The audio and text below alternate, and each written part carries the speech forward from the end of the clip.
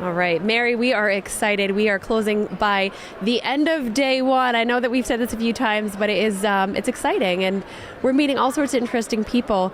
How are you feeling about today and the conversations that we've had? It's been really surreal. I guess I didn't expect it to be that vibrant and energizing and collaborative. We've met so many wonderful guests, all very different, all with a different theme that's come to their mind about what they've experienced at Medicarians. So I've learned a lot, and again, great day. Yeah, we were talking earlier about a little bit of the time change and what we're feeling. But our guests here, the travel really outweighs what we've gone through. So this is our first guest today that flew overseas, that we're aware of anyway. That's what we're aware of. So we invite you, please introduce yourself, the name of your business, and what it is that you do. Well, thank you very much, guys. My name is Feargal Duignan. I'm the CEO and founder of PacSana. And at PacSana, we use technology to support aging in an appropriate place for people. And by that, we typically age in place for many people in the United States means aging in their own home, but that may not be the most appropriate venue for them. So we gather data using our smart bracelet, excuse me, and that data we share with the people who matter for defining that care process for them. It may be family carers, it may be somebody in a senior living facility, or it may be indeed in a home care setting. But we share that data with them, and we allow them to plan and manage care, and the pivotal moments in care, which are the transitions when it's time to change a care plan or when it's time to maybe change venue. Yeah, that's fascinating. And a lot of the conversations we've had on Prime Life circles around the care conversation. And it's not only the individual receiving the care, it's the caregiver. And aging in place is something that has come up. And I appreciate the fact that you talk about the appropriate place, because to your point, in the U.S., a lot of aging in place immediately, speaking for myself, I think about in the home, or in the home where the individual is currently.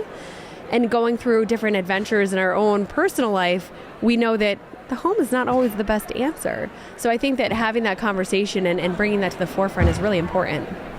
So how do you go about having that conversation with your potential clients as you explain, what you offer in terms of the, analytics? Or I heard you say, I don't know what device that you're using, the bracelet.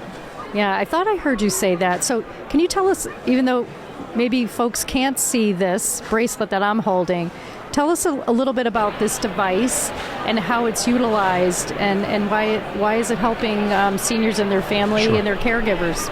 So I've been involved in technology for about 25 years. And in the previous 20 years, I've sold technology, and I've seen it do amazing things. And we're all using smartphones, we're all using lots of different clever technology, and those are things that really helped us and did almost miraculous things during the pandemic and lockdown.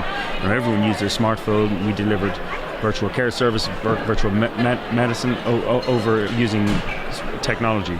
But what I saw in terms of care, it not necessarily successful technology. I didn't see anything that I could particularly deem successful. So a lot of those technologies were developed by the engineers or the people who made technology, rather than with a focus on the client. And so we took that focus back when we set up the business in 2018, and we asked clients, we said, okay, well, what are the rules here? What do you want? What are the things that matter to you? And they spoke about self-determination. They talk about the risks that they're willing to accept, but they also want to be able to, don't want to have to compromise when they use technology. So part of that is having something that's comfortable, that's aesthetically pleasing, that they can wear constantly. They don't have to take it off. They don't need to charge it. But it also gathers critical facts around care, such as activities of daily living, such as falls, gait, movement, exercise, all those key data points which can help guide in the conversation around care. And those are the things that will help us determine what the shape of care should be. And as when is that transition important? When does it change a venue? Something that we should look into. Well, it's fascinating, and I appreciate the fact. So the bracelet is similar to what one might visualize as a fitness tracker, or a sleek, slimline watch, if you will. It's light as a feather. It really is. It's impressively light. And one of the things about that that you have to consider is that some of our some of our clients don't have the strength to lift a glass. Sure. So we have to, make sure that what we supply them with, there's great technology in smartwatches, in, loads of major vendors have wonderful technology, but what they typically need is daily charging. Yeah. And this has 9 months battery life built into it. Wow. So that's impressive. That stays with the client for that level of time. And the changing battery process is as simple as that. We just pop out a cartridge and pop in a new one. It's a 3-second job. Yeah. So that's how we make sure that we have the longevity in the data, which is really important for us. Yeah, that's important. And you talk about the data, and the data is fascinating, and especially in this case, it's extremely important. Dealing with humans, dealing with people who are in transition of different kinds, it's important for that.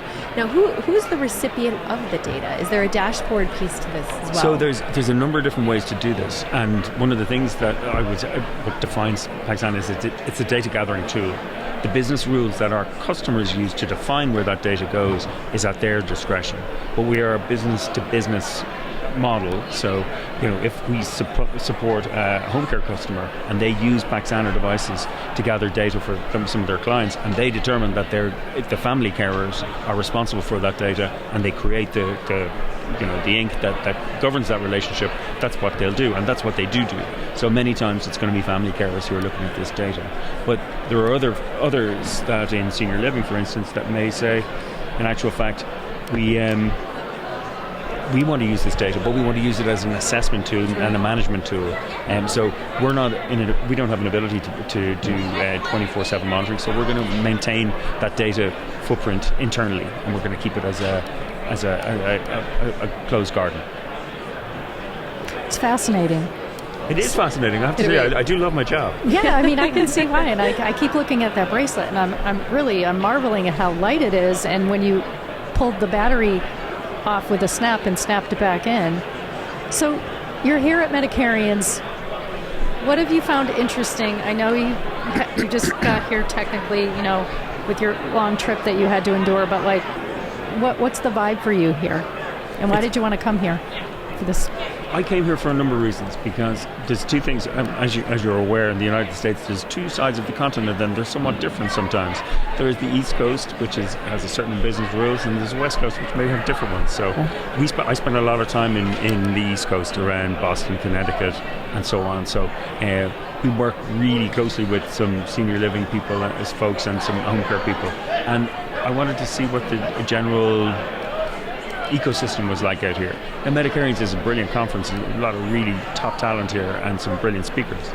It's heavily focused on the insurance world, and for us, that's a plan we're building for 23-24. So we see a time there, but it's an information gathering event for us more than anything else. Yeah, that's wonderful.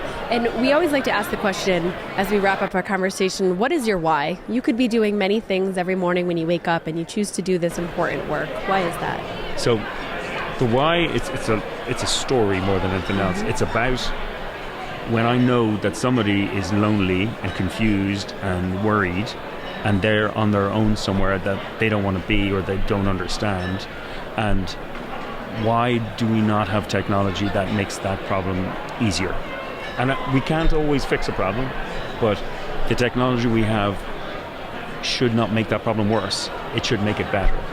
So we've got the demographics of the world tell us that we are an aging population, particularly in the United States. Those that service that aging population are diminishing. Their desire to work in that field is diminishing. So you've got a really problematic demographic, and we need to use technology. Let's get technology, but let's do it right. Make it kind, make it thoughtful, and make it help people, and then we've got a fighting chance of making it work. That's a beautiful answer.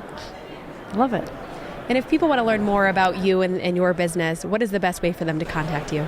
PacSana.com, PacSana.com. But I don't do any other social media tweeting, but LinkedIn is always a good place to start. Wonderful. We appreciate you taking the time with us this afternoon to have this conversation. And it's absolutely fascinating. I'll be curious to follow along on your journey, especially as you become integrated potentially within that carrier market, because I see a lot of really powerful potential partnership opportunities here. Super. Well, guys, thanks a million. It's great to meet you both. Great. Thanks so much. Thanks.